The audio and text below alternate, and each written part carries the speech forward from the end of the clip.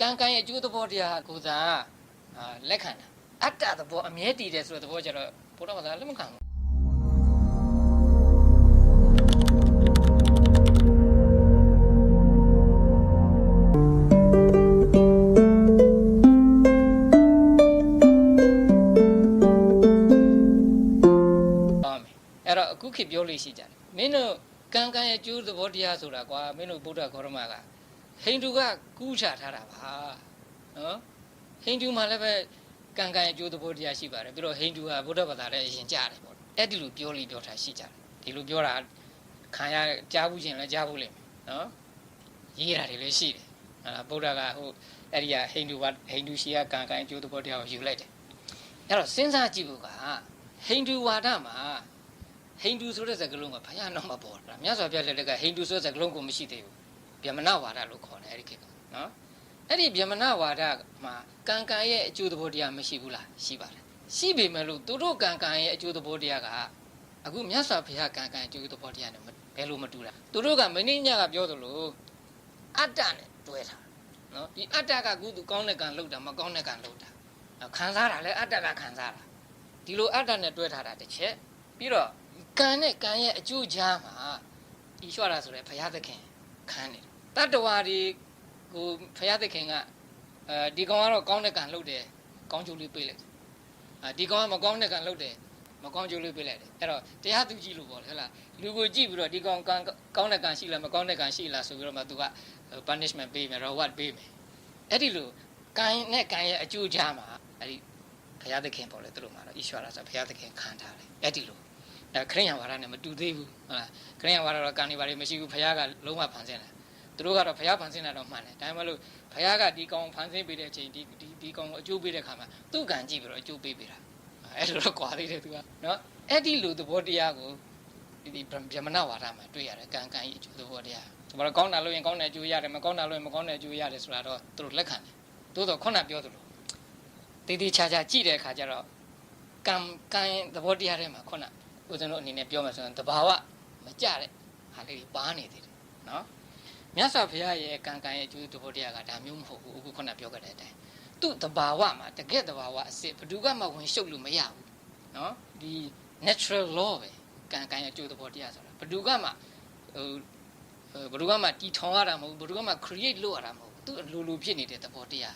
းအဲ့ဒီသဘောတရားကိုမြတ်စွာဘုရားကလည်းပဲ create လုပ်တာမဟုတ်မြတ်စွာဘုရားကထုတ်ဖော်တာ discover ဒီသဘောတရားရှိတယ်ဘယ်သူမှမသိဘူးဒါကိုမြတ်စွာဘုရားကမိမိတပည့်ဉာဏ်တော်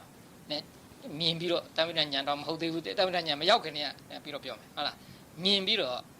ဒီဟာကိုထုတ်ဖော်ဒါကြောင့်မို့ကံအကျိုးသဘောတရားဆိုတာဗုဒ္ဓဘုရားရဲ့တီထွင်ချက်မဟုတ်ဘူးသူ့ဘာသူလောကမှာရှိပြီးသားကိုဗုဒ္ဓဘုရားကတွေးရှိတော်မူနော်ခေဥပမာနဲ့ပြောမယ်ဆိုရင် law of gravitation ပေါ့ဟုတ်လားနျူတန်လှုပ်လို့ law of gravitation ပေါ်တာလားကဘာကြီးဖြစ်တဲ့ကဒီဟာပါလာပြီးသားဟုတ်တယ်မလားဒါမှမဟုတ်လူတွေကအမှတ်တမဲ့နေခဲ့ကြတယ်မသိကြဘူးဆိုသူပေါ်လာတဲ့ခါကျမှသူကပြောလိုက်တော့ခါကျမှအေးဟုတ်တယ်ဟာဆိုတော့အခုတော့ gravitation ပြောမှဆိုရင်နျူတန်မပါလို့မပြီးအောင်ဟုတ်တယ်မလားဒါမှမဟုတ်နျူတန်ကတီထွင်တာမဟုတ်ဘူးနျူတန်လောက်တာမဟုတ်ဘူးသူ့ဘာသူရှိပြီးသားသူကဖော်ထို့တူပဲကံအကျိုးသဘောတရားဆိုတာသူ့ဘာသူရှိတဲ့သဘောတရားကိုမြတ်စွာဘုရားကဒီမျက်စိနဲ့မြင်တယ်လို့မြင်ပြီးတော့ဖော်တာဟို logical thinking သဘောမျိုးဟုတ်လားဒီဓာလေးထောက်ပြီးတော့ဟိုဟာလေးတော့ဖြစ်လောက်တယ်ဟိုဟာလေးထောက်ပြီးဟိုဟာလေးဖြစ်လောက်တယ်ဆိုပြီးတော့ဒီလိုကြံစပြီးတော့ဖော်တဲ့အဖော်နည်းမျိုးမဟုတ်ဘူးမြတ်စွာဘုရားဖော်တာတကယ်မြင်ပြီးတော့ဖော်တာနော်အဲ့ဒီမြတ်စွာဘုရားဘယ်ချိန်ကဒါကိုမြင်တယ်လဲအမှန်တည်းဆိုဘုရားမဖြစ်ခင်ကမြင်ဖြစ်ခံနည်းနော်ဘုရားဖြစ်မဲ့ညမှာ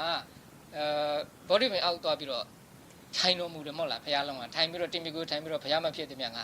တင်မီကိုမဖြစ်ဘူးဆိုတဲ့ဇွဲနဲ့ထိုင်ပြီးတော့တရားကျင့်အာနာပါနာစာကျင့်တဲ့အခါမှာညကို3ပိုင်းလိုက်ရင်ပထမပိုင်းမှာတဖြည်းဖြည်းပေါ့လေဇန်တွေကနေတက်သွားတော့အပင်ညရောက်တော့ပထမပိုင်းမှာဘယ်လိုဉာဏ်မျိုးကိုရလဲဆိုတော့အတိတ်ဘဝတွေအကုန်လုံးကိုပြန်ပြီးတော့မြင်နိုင်တဲ့ဉာဏ်ရသွားတယ်မြတ်စွာဘုရားအနေနဲ့နောက်ကဖြစ်ခဲ့တဲ့ဘဝတွေအဆုံးစာမရှိပါဘူးအဲ့ဒီဉာဏ်ကိုရတယ်အဲ့ဒီဉာဏ်ရပြီးတော့ဆက်လက်ပြီးတော့အားထုတ်လိုက်တဲ့အခါမှာဒီအလယ်တန်းကောင်ရံဆိုတဲ့အလယ်မှာဒီကံရဲ့သဘောတရားသုတုပပါဒဉာဏ်လို့ဒီလိုခေါ်တယ်ပါဠိမှာနော်တတ္တဝါတွေဒီဘုံကနေပြီးတော့သေးနေတာသုတိနေတာပြီးတော့နောက်တစ်ဘုံမှာသွားပြီးတော့ဖြစ်နေတာတွေကိုတခါလဲပိတ်ကားပေါ်မှာကြည့်ရတယ်လို့မြတ်စွာဘုရားရဲ့ဉာဏ်တော်မှာထင်ရှားမြင်ရတယ်အဲ့ဒီလိုမြင်တဲ့အခါကျတော့ဒီတတ္တဝါကဒီဘုံမှာသူမကောင်းတာတွေလုပ်ခဲ့တယ်ဒါမှမဟုတ်သူသေပြီးတော့ဖြစ်တဲ့အခါကျတော့ အပေရောက်သွားတယ်ဟာဒီတတ်တော်ကတော့ကောင်းတာတွေလုပ်ခဲ့တယ်ဒါကြောင့်မို့ तू ကတော့ကောင်းတဲ့ဘုံရောက်သွားတယ်ဒီလိုမြင်တော်မူတာအဲ့ဒီလိုမြင်တော်မူတဲ့အတွက်ကြောင့်မို့ကောင်းတာလုပ်တဲ့လူကကောင်းတဲ့နေရာရောက်တယ်ကောင်းတဲ့အကျိုးရတယ်မကောင်းတာလုပ်တဲ့လူကမကောင်းတဲ့အကျိုးရတယ်ဆိုတာမြင်ပြီးတော့မှမြတ်စွာဘုရားဒီကံရဲ့အကျိုးသဘောတရားကိုဟောတော်မူတာအဲ့တော့သူတို့ဟာနဲ့အလွန်ကွာခြားတယ်တာမန်အဖြစ်ပြောလိုက်ရင်တော့ဟုတ်တယ်ဟာသူတို့လည်းကံရှိတာပဲဟိန္ဒူဘာသာမှာလည်းကံရှိတာဗုဒ္ဓဘာသာမှာလည်းကံရှိတာဒါမဲ့လို့ဗုဒ္ဓဘာသာကံကခုနပြီးတော့ကံရဲ့အကျိုးသဘောတရားကိုသာလက်ခံတာအတ္တသဘောအမြဲတည်တယ်ဆိုတဲ့သဘောကျတော့ဗုဒ္ဓဘာသာလက်မခံဘူးနော်အဲ့ဒီဟာမပါဘဲနဲ့ကံရဲ့အကျိုးသဘောတရားဖြစ်အောင်ဒါနည်းနည်းအဲ့ဒီလိုမြတ်စွာဘုရားကကိုတော်တိုင်သိမြင်ပြီးတော့ထုတ်ဖော်ထားတဲ့ကံရဲ့အကျိုးဒီကံရဲ့အကျိုးသဘောတရားကိုဗုဒ္ဓဘာသာတွေမှန်ရင်ယုံကိုယုံကြည်ရတယ်နော်